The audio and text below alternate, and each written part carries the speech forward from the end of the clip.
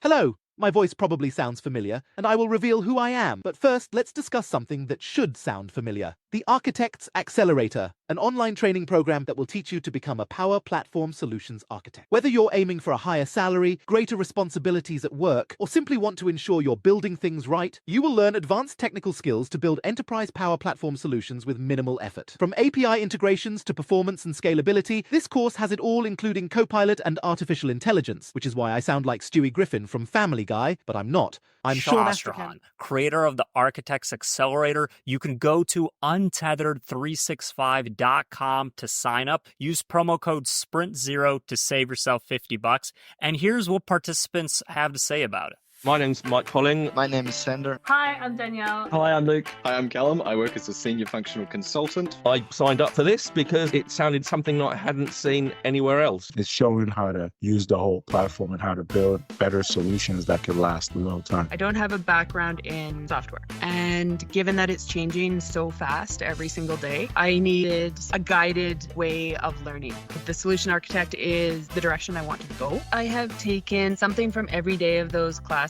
and have applied them to my work. Go to untethered365.com, promo code SPRINT0. Hello, everyone, and welcome to the Sprint Zero podcast. My name is John Russell, and I'm here with my co-partner, crab in crime, Mike Gowland. Hello, Mike. How are you? Hello, Mike. Hello, John. Wait, which John am I saying hello to? Well, there's two Johns, so yeah, John. Okay. Are we going to call John or John? John, it's going to get confusing, isn't it? Yeah. You can call me whatever you like. It's okay. Oh, he's one of those guests. Today we are joined by Jon Jarvis. John correctly spells his name. He's a Microsoft MVP and certified Microsoft trainer. He's an M365 specialist with over 15 years of experience in the IT industry. Currently, he's a security solutions architect at Advania and has delivered a variety of large-scale projects involving over 10,000 users. He's also the co-founder and co-host of the Microsoft Spotlight podcast, where Andrew Moran and John talk to women in tech about their careers and journeys in the IT industry. Welcome to the podcast, John. How are you doing? You good? Hey, I'm very good. I hope you both are doing very well as well. Yeah, you were just saying that you were pretty tired. What's going on? Where were you last night? What were you up to? So last night, I hosted the Experts Live UK user group down in London. So if you don't know who Experts Live are, it's a group of people based out in the Netherlands, and they do massive conferences in the Netherlands and also around the world. So what they do is they bring people together who like-minded like themselves to do conferences or user groups. All the way around the world. So I think there's like Australia, this one in Denmark. It's literally around the world. So we are a group of 8 of us, and we are hoping to get the Experts Live name across the UK. We had our first one last night, and it didn't finish too late. I didn't even drink that much, in honesty. I was one of those conferences. No, if anyone knows me, like that's it's a bit of a shock. But I was driving, so I didn't drink at all. Tired because the trains on the way back were crazy bad. So were you driving the train or? No, we didn't have a driver for ages. We were literally sitting on a train from about 10:15, and they were like, "We can't find a driver." And the driver came about half hour late. I don't know where he went. He was in St Pancras having a burger or something. But So the Experts Live UK, is it all kinds of different tech, or is it Microsoft focused? Or it's definitely Microsoft focused. Okay. So the different sectors that we'll be having. So last night was AI, because I don't know if you know, but AI has been quite a big thing recently. Has it? Yeah. Literally, I've never heard of it. What does AI stand for? Information architecture, I think. That's wrong way IA, down. yeah. But it's that was our first one, but we'll be going from security to Azure to Power Platforms. So we will be changing the theme per time that we do it. Okay, cool. Right. So you mentioned St Pancras, but where is it actually hosted? Where did you host it last night? This one was hosted at Advania, so my current organisation. They were amazingly enough to sponsor the event, put on the host us, put on a load of pizzas and drink wow. and all of that. So yeah, it's really nice. Sounds like a good time. And will it be there again next time? Do you know, or are you planning on moving it to different areas? I don't know. Okay, too soon to ask. Yeah, possibly if we're in London, it'll be back there. But I also know there's a few of us that want to go to like Birmingham, Manchester, etc. Because it's Experts Live UK, not Experts Live London. Yeah, absolutely. And not everyone, especially the guys and girls up north, they can't always get to London. It's a bit of a trek, isn't it? 100%. Still waiting for that super duper railway to be built, but Yeah, they come out in a rush. So, John, great to have you on the podcast. A good place to start, what we normally start with our guests, is just to find out how you got into this space and what was your journey to where you are now, career wise. Yeah, so I think quite a normal journey in a sense. I started off well, a little bit not normal. I went to college, dropped out of college, and that happened 3 times. I didn't like education when I didn't have to do it. I think that's like the ADHD in me coming out and going, no, I don't want to do education.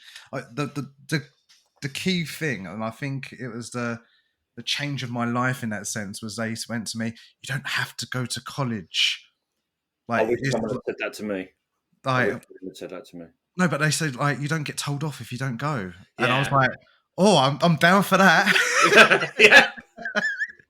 So and I fluttered through college from that point onwards and dropped out because I got bored, and then thought I'll go again next year because it'd be different, and it definitely wasn't. And then but then I got into a couple of like admin jobs in London, just doing temping, which at the time great money. Really, it really wasn't, but for me, I'd never earned a penny before, so that was great money for me. And then funny enough, I started in an IT role. It was meant to be like a junior like web developer for a advertising agency. I knew a couple of people there, got me into the job, and I found that job out because I was playing online mafia games. So I was playing turn-based online mafia games. I was playing, is it called Mob Wars? I think it was called. Oh yeah, I remember that. Yeah.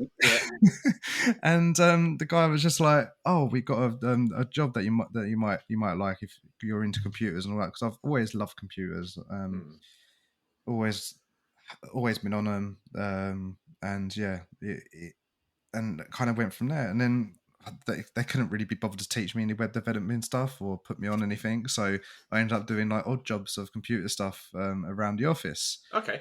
And then that's how it started. Then worked for a couple of like computer shops and that side of things. Went to a college and then went to my first MSP working.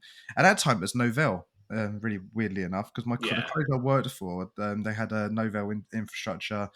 And they had NetWare 6.5 everywhere, just about going into like the lofty heights of Linux when they went to what was it, SUSE? I was terrible when it comes to the Linux side. I was like really good with the NetWare side of things. But then the MSP I went for, it was like Novell was obviously dying off, and it was like, oh, can you start doing some Microsoft stuff? And then started doing third line support and stuff on the server side for Microsoft, and I haven't looked back since. Got headhunted for a small consultancy, and that was when I've done my first Office 365 project, and it was an Exchange on premise to Exchange online for business in the community. I can still remember it. Cool. That was the first one. So the takeaway from that is if you play enough Call of Duty, you might end up with a job interview. Exactly. I mean, was it literally like you're playing online and you're talking to someone and they were like, 100%. Yeah. Like if that never happened, I might not have got into IT. You never it's bad, isn't it? Yeah. So you mentioned about tinkering around with computers and whatnot. And judging by the lighting and whatnot in your background, all the consoles that you've showed us earlier, what sort of PC are you running?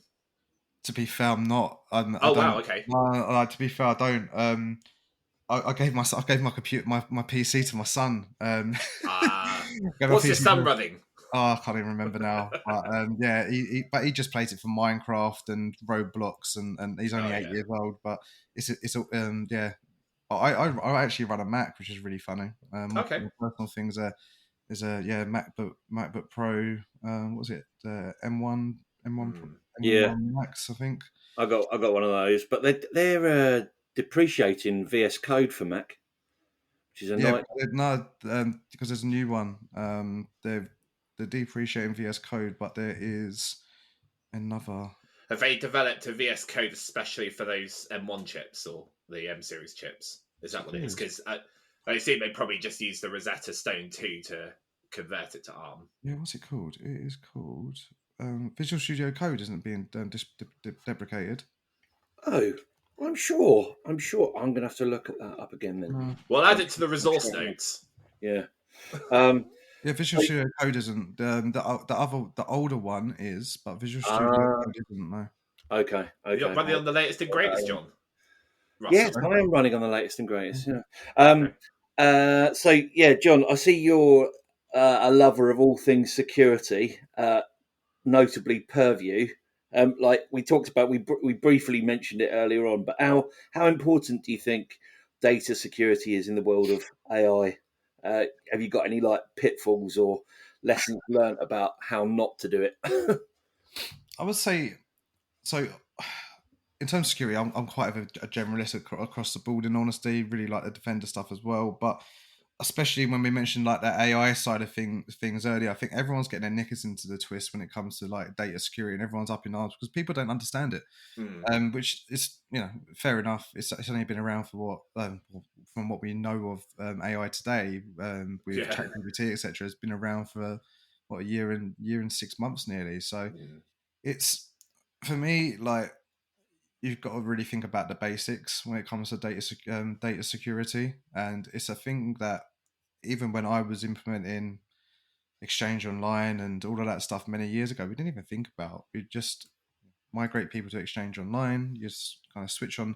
Well, before you wouldn't even switch on MFA because there wasn't MFA back then. You would enable it, but then no one really knew what it was back when I first started. But then when people start migrating data to SharePoint and OneDrive, not having any controls in place, so like basic data retention policies in place, or basic labeling in place. That wasn't really a thing.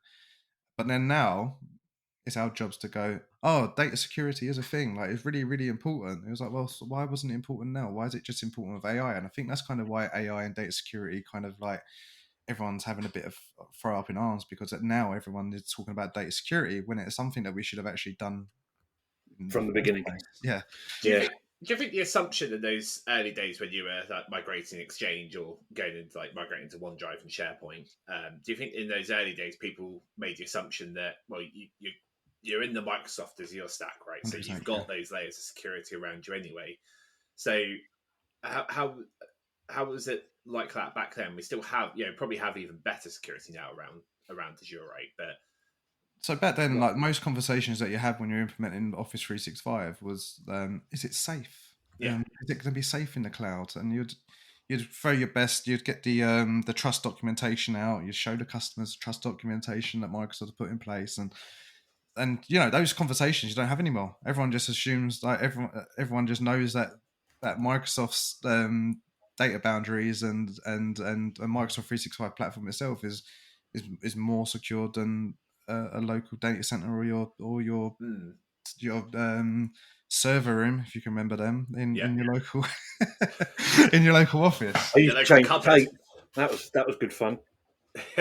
Changing tape for a while. Yeah. But I guess that's something that's come with time, though, isn't it? Like when we were first migrating people to Azure, and we were starting to like bring in that concept to cloud, there was that initial like fear that you got this physical server room that you can lock with a key and security cards and whatnot. You have an on-premise security team that will make sure that hopefully no bad actors will get in. But obviously, if you look at any physical pen tester, they'll show you how you can actually break into offices and get through that. But with that, those early days, like you had that, that would have been a concern. But now we've been using cloud for 15 years, I would say, in anger. Yeah, I guess we've just become normalized. It's normalized now, isn't it? It's very, very much normal. Everyone's grown up with it for the past 15 years. Like the new kids on the block, that's all they would know. They wouldn't understand like having to put together a bunch of servers in a rack, and even before, I'm even thinking before like VMware days, before you had like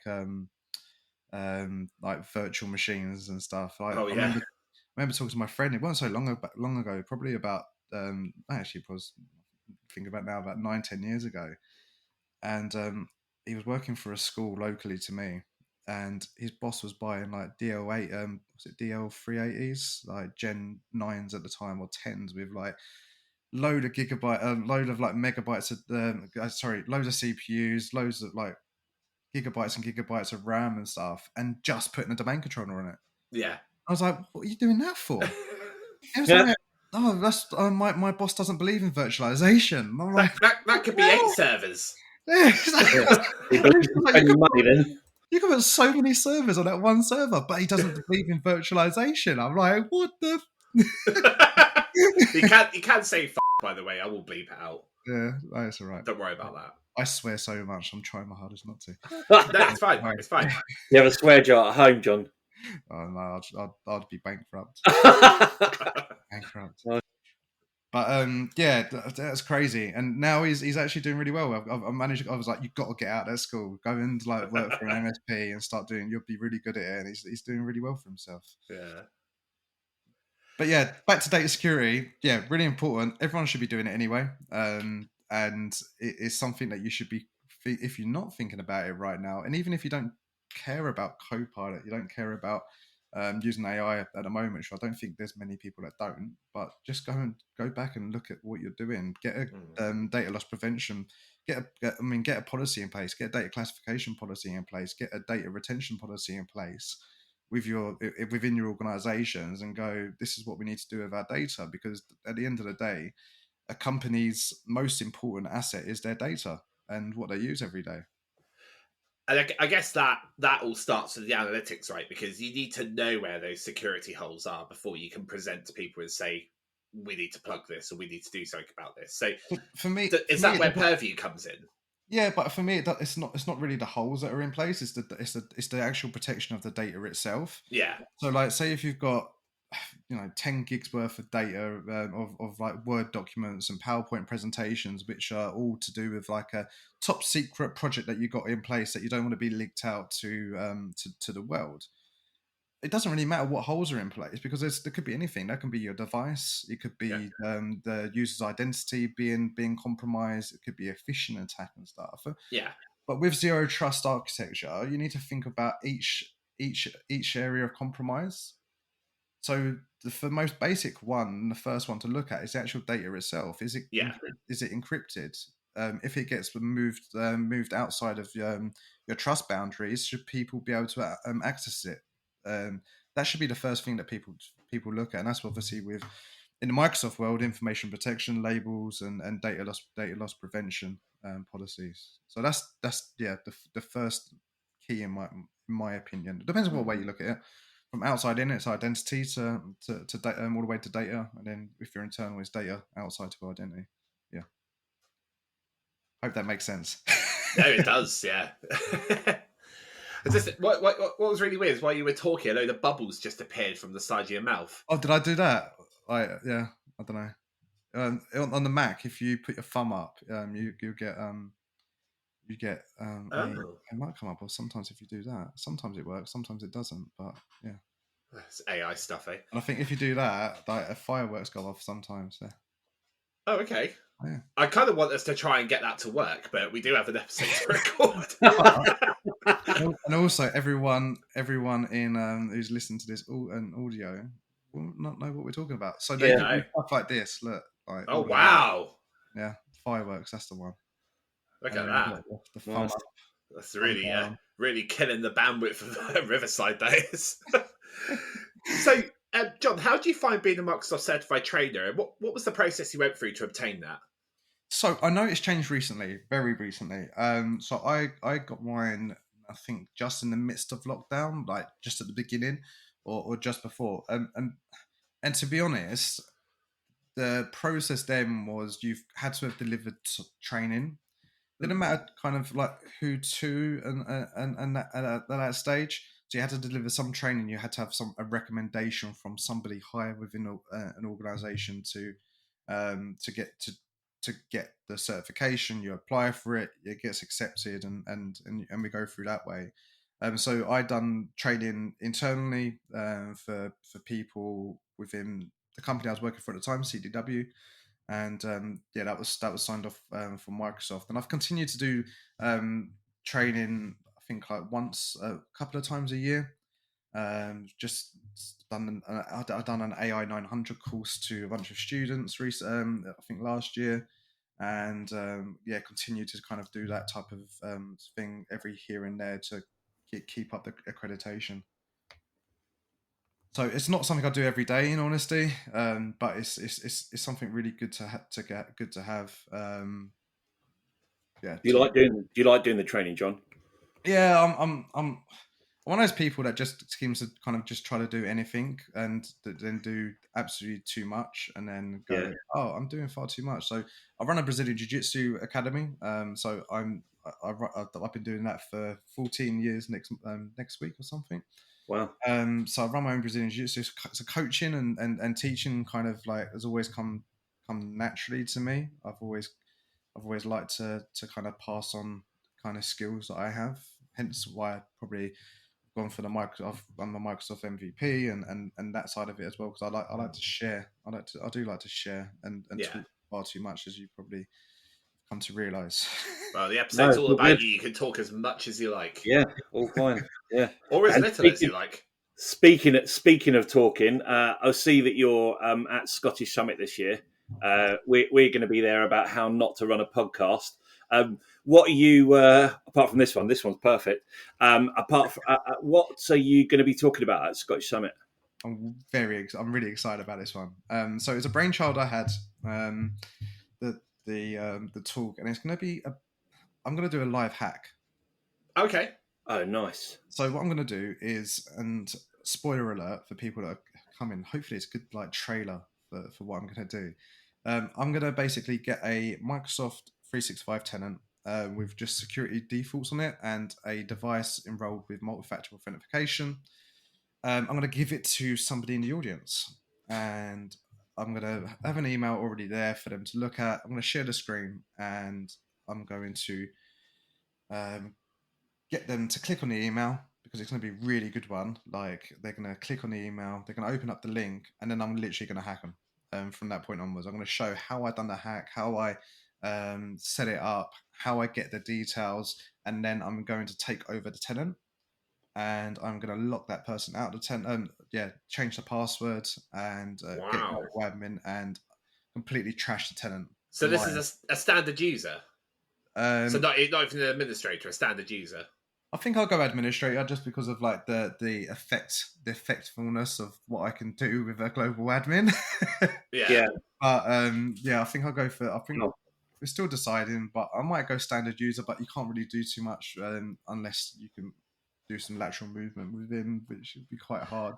So this is like a simulated phishing attack. Yeah, basically, yeah. And then like the repercussions of the repercussions of it. Yeah, so what I'm going to do after that part is show how to stop it. So the user's going to have multi-factor authentication, because everyone thinks you can't get phished if you've got MFA, which is not true. No. So the person's I'm going to give them a mobile phone as well to do the whole MFA bit, and then I'm going to take their session. I'm going to switch back to my laptop, and I'm going to import the session cookies into my Firefox, and then I'm going to show them what I can do with their tenant from what I've done. Wow. Then I'm going to, hopefully, if we've got enough time, switch to another tenant, get them to do the same thing, but with the security in place, with the right security in place, and show how we can stop it step by step. Nice. I really hope our sessions don't clash, because I really want to go and see that. Yeah, I want to go and see that too. Yeah. So we see all the stuff about phishing, right? Unless it's happened to you, you only ever read about it in that mandatory training that you have to do within your organisation. Yeah. And it's always like, Jill from finance or Fred from accounting got asked to transfer £100 million to this account in the other side of the world, and he just thought he would go and do it, or she thought she'd go and do it, and we don't actually see like how it actually affects people in the real world. So I think that's going to be a really, really solid demonstration. I almost got done. I almost got done myself with a phishing attack like 2 years ago. But the person, like, it was an internal one at my old company at CDW. So like the timing of it was perfect. I was waiting for a package from UPS that day. Yeah. I was literally waiting for it, and I got a phishing attack, a simulated phishing attack from UPS. And then it was on my mobile phone, on my personal mobile phone, and you can't see where it's come from. So I looked, and I was like, "Huh, that's weird. That's a UPS." And I looked at it, and I couldn't really. It was like click here to click here for the package thing, and I looked at it. I thought it was dodgy, but just because I opened the email and looked at it, I then had to do training for it. I was like, I didn't even click on the link. It looked like UPS. yeah. So I scanned through it, and I knew I clicked. I clicked onto the email and didn't. Yeah, it was just like. Yeah, I got done. I got not here, but at a previous company, they were doing exactly the same thing where they kind of like test, send test emails and stuff. Yeah, it was pretty clever. It was pretty well done. Yeah, it's a service that you can get from third parties now that they I know, because I was almost about to start selling at my last place some software that did something like that. It did the darknet monitoring, which is do a search on haveibeenpwned.com. By the way, you can also do it with Defender for Office 365. Can you? That was going to be my question: is can you set up something like that with Microsoft products? And there you go. Attack simulation. I think it's with Defender for Office 365. It's within the Defender suite anyway. But attack simulation, it's actually quite good. Loads of templates out there for different types of emails that you can try to trick your employees into doing. You can see how many people have clicked on the links. You can see how many people have clicked just on the email. You can get a full report back. It's actually quite nice. I went through with a customer like last week. It was really good. So I don't know if this is still a thing, right? But I think I was watching a YouTube video about a year ago, maybe 2 years ago or so, and Microsoft, for their customer support, were using GoToMyPC to do the remote session. So if you contacted Microsoft to get any help, they would use a GoToMyPC session. And they had this page set up on Microsoft where you would put in your session ID and then it would connect you to the agent. But it worked with anyone who was using GoToMyPC.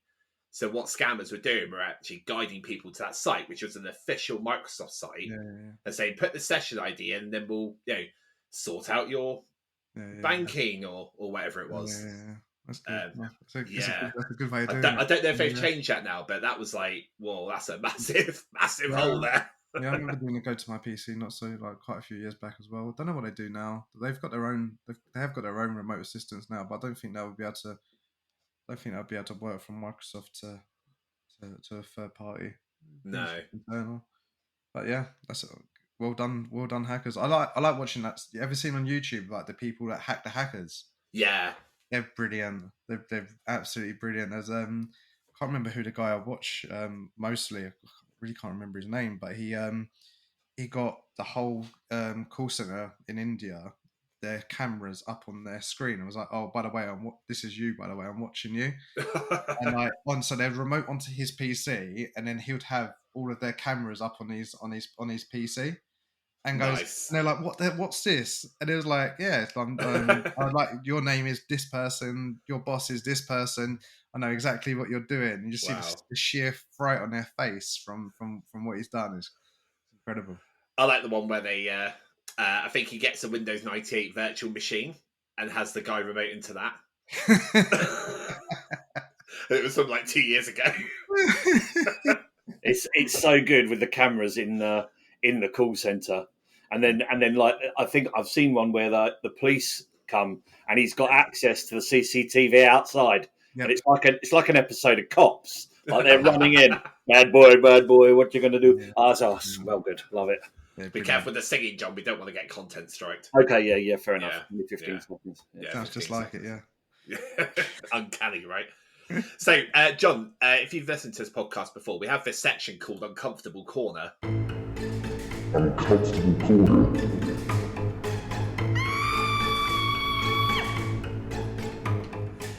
So, John, when was the last time you felt uncomfortable, whether that was in or out of work? I have to say, that's the first guest we've had who's like just kept a completely straight face throughout that. Explain how you felt. How you managed to get through it. Last time I felt uncomfortable when you played that thing. Doesn't count. I don't know. I'm as you could probably tell, I'm pretty laid back. So I would say kind of like the most uncomfortable I've been is, I was thinking of it earlier actually, and it might be a bit of a cop-out answer, but when I was working as a consultant, sometimes it would be really hard to get the right message across to people, and you feel uncomfortable doing that. So if you've got a bunch of like technical people within a workshop, and you're the person going, yeah, what you're doing is like wrong, it's against best practice, and how to approach that. I started my consulting career when I was 24, 25, so reasonably young, and I always had that like inferior complex. I knew what I was talking about, but I'm young, and then everyone else is like quite substantially older than me, so it was a bit like, oh, I don't really know how to put across, and like, sometimes I wouldn't say things in the best way, like, bordering on unprofessional sometimes, like, yeah, you're wrong, this is how you should do it type thing. And to be fair, my old company CDW, they done a hell of a lot to kind of help me with soft skills, and something like that I think is like really, really important for anyone that's customer facing, is like to build up that your soft skills, like how to talk to different people. So not how to talk to like how I talk to Mike and how I talk to John might be different, because like you might have different personalities, and it's about recognizing those personalities. And my wife works in this. My wife works in L&D, and she does like something called disc profiling, where they profile different types of people. So you always have like a certain level of how you should talk to people, and then gauge it from that point onwards. Okay, that's interesting. I'll say uncomfortable, bit of a cop out. I don't really feel too uncomfortable. Many things I do Brazilian jiu-jitsu, so like having a man like crush me into the ground and being chokes and stuff is probably the most uncomfortable you can probably get. So anything else is kind of like not that much of a problem. Yeah, it's quite interesting. Like your baseline of uncomfortable is kind of you're comfortable. Yes, so 100%. So everything else is fine. Yeah. So like with jiu-jitsu, you start off always uncomfortable, like, this is really weird, I don't want to get choked, or like this is horrible pressure. And then like as I've been doing it for 14 years, like I feel like I've been born out of the pressure, like a bit of like I see Bane from Batman, I was born in darkness, like type. Yeah. Is it the Bible sounds like that, is it? I need to get my inhaler. Yeah, I was born out of darkness. Oh, what he started. Jesus. I John, what I like about you is you go off on tangents, and it's good tangents. I love it. I love a tangent. It's great. Yeah, I think it's good to compare things with things that people just don't expect. So yeah. Bane got into the conversation somehow. I don't know how. Yeah, why not?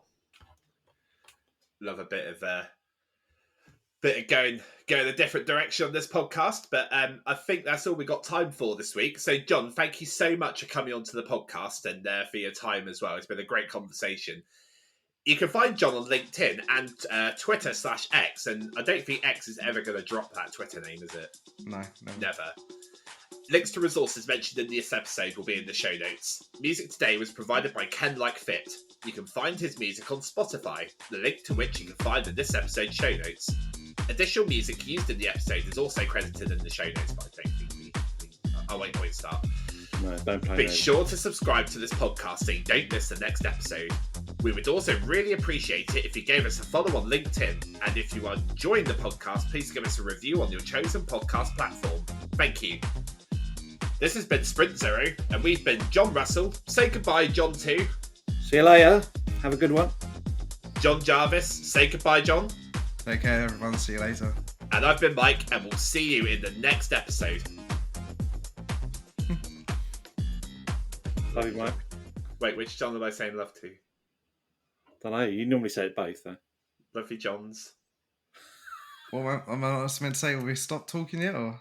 No, I mean, it's up to you. You can tell us that you love us if you want. If you Oh, that want was good fun. I enjoyed myself, so thank you. Yeah. That's it. Oh, okay.